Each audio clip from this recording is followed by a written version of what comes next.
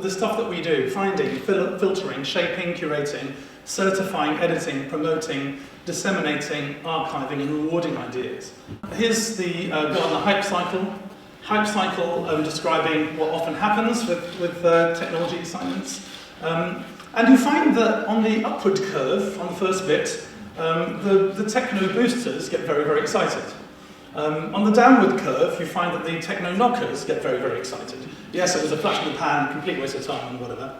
And what's often ignored in this hype cycle is that quite often what will come through is something which is actually a fundamental step change from the starting point. It's just been distracted by the Sturm und Drang of the sort of intermediate step. And indeed, in the sector the Sage operates in academic publishing, we've watched MOOCs, the massive open online courses, zoom up. Now they're probably somewhere in that trough. Gamification to drive education skills for students seems to be troughing a bit.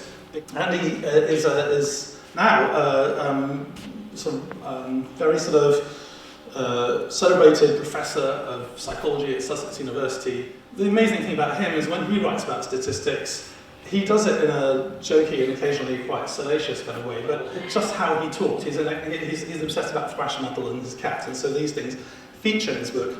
And it's really taken off amongst the students, they love it. And it's the thing that's the continuing thread in the success of that book as it's gone through its 4 editions. And the interesting question is, why does Andy continue to want to publish with us? What does he want?